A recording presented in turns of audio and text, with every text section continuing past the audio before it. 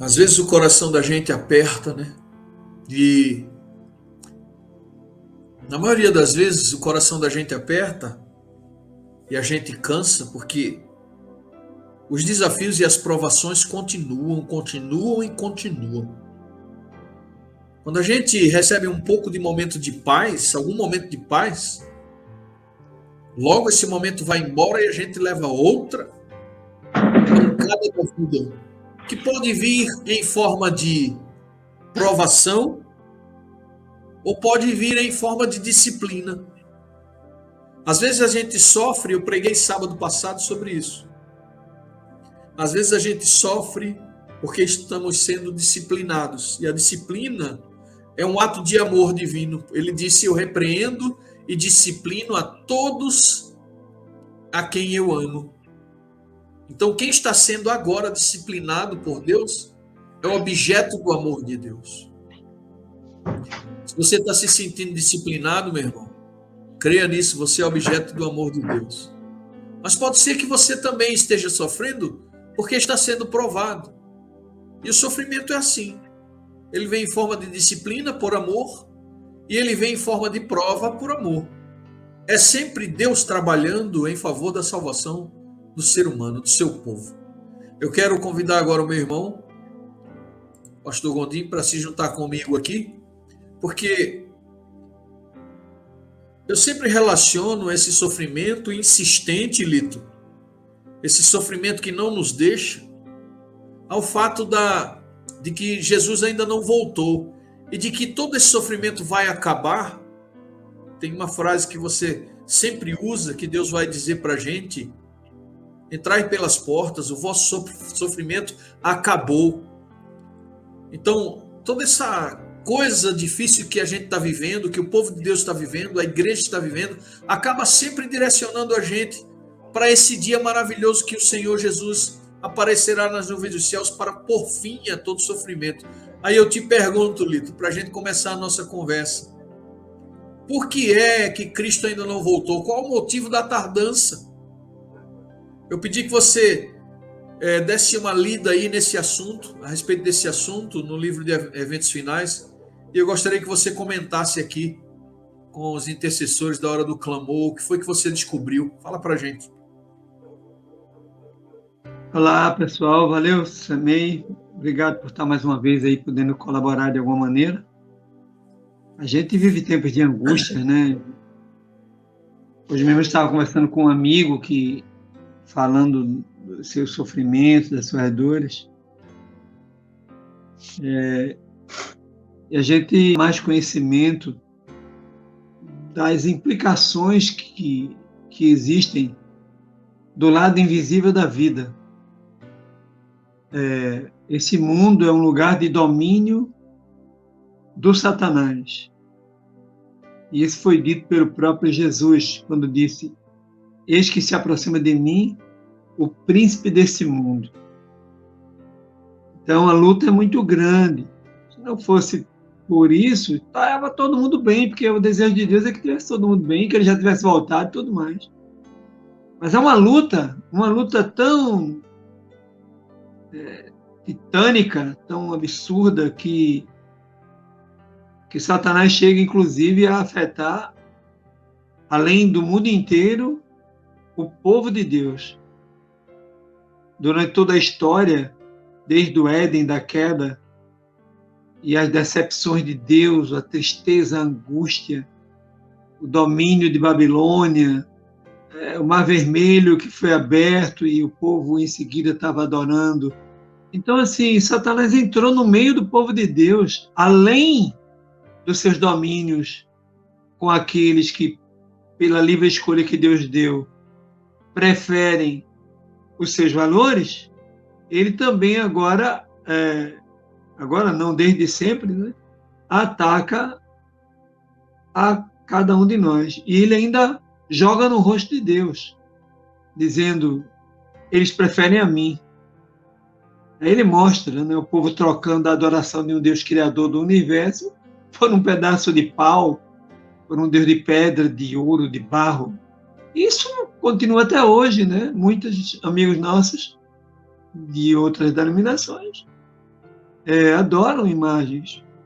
Até hoje, quando um dos 10 mandamentos diz claramente: não devemos adorar imagem de nada do que é feito debaixo do sol, debaixo da terra, enfim. Então, assim, a luta não é tão simples, não. Senão tudo estava indo bem. Por que as coisas estão tão mal? E a maldade crescendo cada dia mais. Então, é preciso tomar consciência disso e se posturar definitivamente e de toda a alma, de todo entendimento, de todo o coração, ao lado de Cristo, ao lado de Deus. E isso não é fácil, porque a nossa natureza pede os valores de Satanás. Nós estamos no mundo. Então não é uma luta muito fácil. Mas, enfim, a gente quer que acabe tudo isso, que é uma luta em desvantagem para nós, né? A Bíblia diz que a nossa luta não é contra a carne, nem contra o sangue, mas é contra as hostes espirituais da maldade. E quem somos nós para lutar contra as hostes espirituais da maldade? É uma luta desigual, entendeu? Absurda. E é por isso que a gente está sofrendo, e o mundo todo está apanhando sob o domínio dele, de Satanás. E Deus consegue fazer algumas coisas entre aqueles que lhe escolhem por livre e espontânea consciência, né? Querem a Cristo. Aí esses, é como diz o livro de Crônicas, né? Não toquem nos meus ungidos, nem maltratem meus profetas. Se tocar, toca na menina dos meus olhos. Então, quem está do lado do remanescente, e a parte dele, é a menina dos olhos de Deus. Aí, Satanás, para tocar, só toca se Deus autorizar. Entendeu? No resto do mundo. Então, tudo que o crente, o ungido, o remanescente de Deus sofre por parte de Satanás, é só se Deus autorizar. Entendeu? E se ele autorizar, porque é por alguma razão. E isso nós vamos descobrir quando estivermos lá nas mansões celestiais. Quem tiver coragem de perguntar, porque eu não vou nem perguntar. Quero estar lá. Não vou fazer pergunta que incomode Jesus, não. Vou ficar quietinho no meu canto. Acho que lá a gente não vai ter mais dúvida, não. Então, vamos lá, então. Uma coisa, Lito, que eu sempre me recordo é que mesmo grandes homens, né, como Elias, como Moisés, muitas vezes demonstraram um certo estresse espiritual, um cansaço espiritual, né? Moisés se estressou com a multidão, feriu a rocha 2 vezes, ao invés de falar a rocha. Elias se isolou, se escondeu. Então, parece que esse cansaço e esse esgotamento espiritual alcança qualquer pessoa, né? Por mais forte que você seja espiritualmente, você pode ser abatido por esgotamento espiritual. Por que será que Jesus ainda não voltou? É isso. Bom, tem 2 razões para ele não ter voltado ainda, básica, né? E tem uma terceira. As 2 razões, uma delas é por um aspecto prevalecente entre o remanescente de Deus, ok? E a outra razão é por um sinal entre os pecadores e ímpios, aqueles que não são remanescentes, ok? Pecadores, ímpios e aqueles crentes Nutella, né? Que estão na igreja, mas não fazem parte do remanescente. É o texto que eu sempre falo, de Romanos 9, 27, que diz que o povo de Deus é como a areia do mar, mas somente o remanescente será salvo. Então, essa turma que não está no remanescente, mais os pecadores e os ímpios, terá um sinal também entre eles. Então, primeiro é o sinal entre os remanescentes. Está lá no livro de Eventos Finais, Ellen White, página 35 e 36, que diz o seguinte: quando o caráter de Cristo se reproduzir perfeitamente em seu povo, então virá para reclamá-los como seus. Esse é um texto, uma afirmação de Ellen White, muito delicada, porque a Bíblia não diz isso literalmente como está aqui.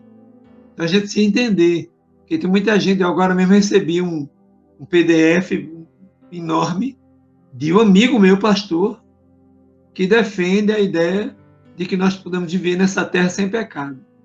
Aí ele mandou para mim um texto, inclusive esse PDF inclui esse texto aqui dela, mal interpretado por eles, e outros textos mais de Ellen White. Só de Ellen White. Na Bíblia eles não encontraram nenhum texto. Mas todos os textos de Ellen White precisam ser colocados à luz de uma compreensão mais profunda. Porque, primeiro, Ellen White e todo o povo adventista, na época, lá no início então eles tinham uma ênfase muito grande na salvação pelas obras. Depois, com aquela revolução de 1888, de Huygens e um outro amigo que me fugiu o nome agora, Jones, eles, no concílio, se colocaram com a questão da justificação pela fé, e os olhos de Ellen White se abriram, né?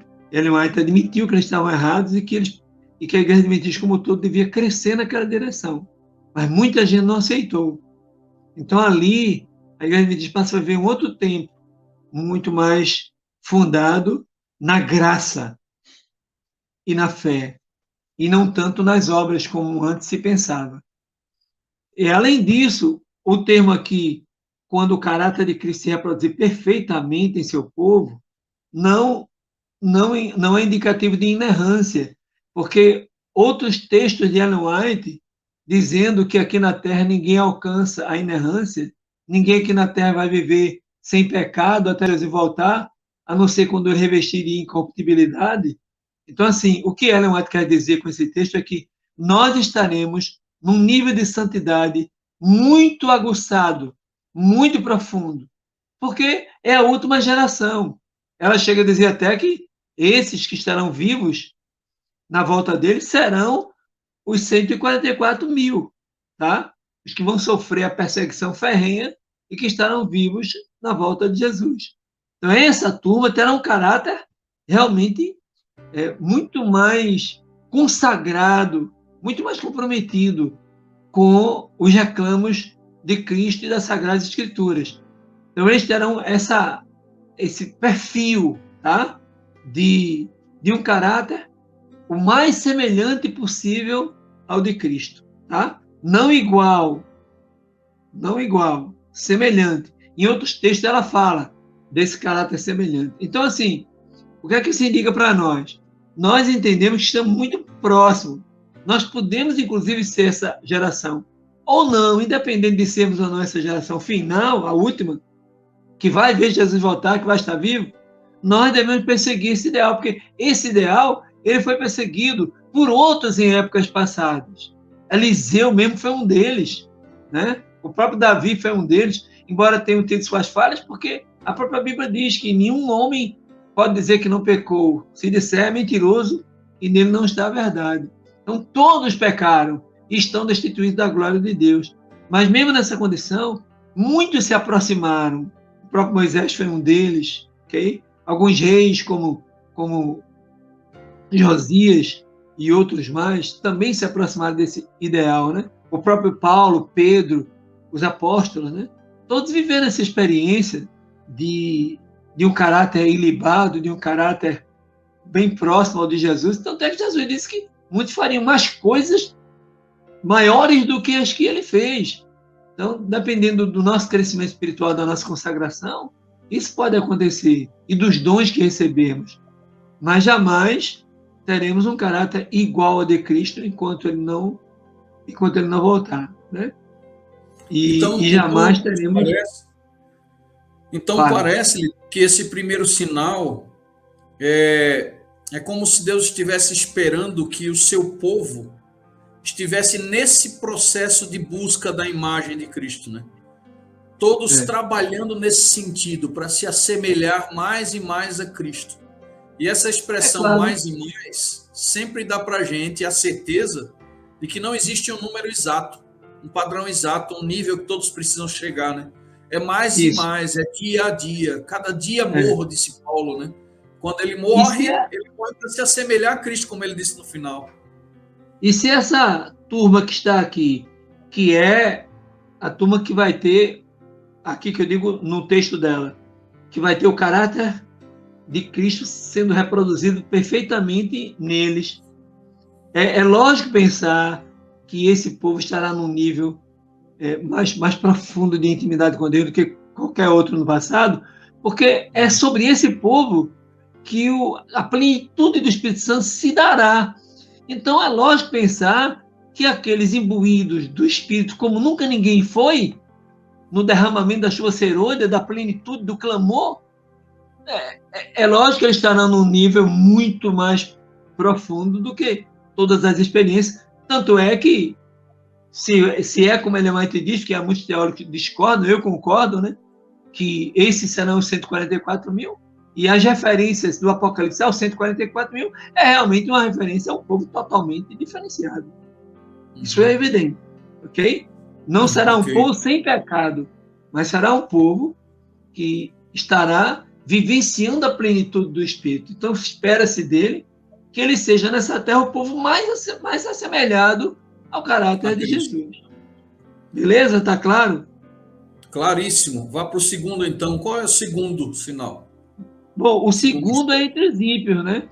Esse segundo é preocupante e deve nos levar a fazer um exame de consciência cada dia mais profundo. Como disse Davi, Senhor, vê se há algo mal no meu coração, vê se há algum pecado, porque eu não quero pecar contra ti, eu não quero transgredir a tua lei. Por favor, Senhor, examina o meu coração e vê se há algo mal. E é isso que nós devemos todos nos preocupar hoje, porque esse sinal é o seguinte, olha só o que Ellen White diz na página 36. Quando os números acumulados nos livros de registro dos céus indicarem que o total das transgressões está completo, aí virá Jesus com toda a sua ira para separar o ímpio dos justos e levar o seu povo definitivamente para viver e reinar com ele para sempre. Então, assim, eu tenho dificuldades em imaginar aonde mais a maldade do mundo vai chegar. A impressão, às vezes, que se tem é que já chegamos nesse clímax de alguém matar uma criança com várias facadas, estuprá-las. Meu Deus do céu, quando que vai ter mais maldade do que essa, né? Do inimigo se apoderar de pessoas, como tem acontecido, e fazer coisas terríveis com essas pessoas, né? Levá-las a ações mais absurdas, né? De matar a própria mulher, matar os próprios filhos, ou matar o marido, de um filho esperar o pai e a mãe dormir, uma filha combinar com o namorado ir lá e esfaquear, matar os dois. Meu Deus, eu não sei mais aonde se pensar em maldade, né? As manifestações de Satanás em ambientes que lhe são propícios, né? Se apoderando da alma das pessoas, dizendo e fazendo coisas as mais absurdas. Agora estamos vivendo essa morte terrível de pessoas pela Rússia, né? Como é que um líder pode ser tão mal a esse ponto, né? Então, assim, não sei mais a que ponto podemos chegar. E agora, ontem o Fantástico mostrou um novo telescópio que foi enviado. O anterior já conseguiu identificar água em alguns planetas. Isso indica vida. Então, o homem quer fazer contato com outros planetas habitáveis. E eu penso que antes dessa descoberta, porque vai terminar o homem chegando em alguns desses lugares, porque todos nós temos a dedução de que há mundos não caídos, né? Ellen White se refere a isso também. Então, assim, Deus não vai permitir que os homens descubram esses lugares de seres não caídos. Mas do jeito que a ciência está, é possível que o homem chegue lá. Mas me parece, eu tenho a impressão que Deus não vai permitir. Então, até onde chegaremos, né? Então, o texto aqui de Ellen White, eu acho que a Bíblia também confirma isso, que a medida já esgotou, né? Essa medida esgotou para Pompeia, para Sodoma e Gomorra, para Babilônia, para Tiro e outras cidades Essa é uma questão terríveis. muito importante, Lito, me perdoe lhe interromper. Essa é uma questão muito Nada. importante que você está abordando, porque parece que não existe um dia determinado para que a misericórdia se esgote para todos. É importante lembrar disso que você está falando. Para alguns, a misericórdia está acabando agora, nesse momento. Para outros, já acabou. Para outros, estão bem perto de passar por esse processo de juízo final na sua vida, quando se depara com a morte, né? Já que a gente está falando dessa questão da tardança, que o problema da tardança se resolve na morte ou na volta de Jesus, como você sempre fala. Então, se alguém morre hoje e ele não acertou-se com Deus, então o período de misericórdia dele já se esgotou, né? Então isso está acontecendo agora. Por isso que a nossa vigilância, nosso preparo, a nossa preocupação deve ser constante. Tanto em termos de povos, como eu acabei de dizer, esses povos que eu citei, a acumulação da misericórdia acabou para eles. E aí veio o juízo. Então isso aconteceu na vida de Judas, na vida de Saul, que fez tudo o que fez. Então chegou um limite para essas pessoas. E alguns reis, como diversos que fizeram misérias, né, com o povo de Israel, quase todos os reis de Samaria excederam o limite do Espírito Santo, da misericórdia e da graça. Então existe um encerramento da graça e o pecado do Espírito Santo, tanto no aspecto circunstancial, no caso dessas nações, subjetivo no caso de pessoas, e exige o caráter final, né? Quando, tanto para pessoas como para o mundo, que é o texto que a Alemate coloca aqui, que quando terminar o acúmulo de pecado no livro do céu, é hora dele vir com a sua ira. E vem agora o sinal que envolve os dois extremos, tanto o remanescente quanto os ímpios, que é um acontecimento que envolve os dois lados. Um vai estar pregando e o outro recebendo, ou não recebendo, que é o sinal que está lá em Mateus 24, 14, porque Jesus mostrou todos os sinais, mas disse, olha, quando acontecer ainda não é o fim. Aí ele diz quando será o fim.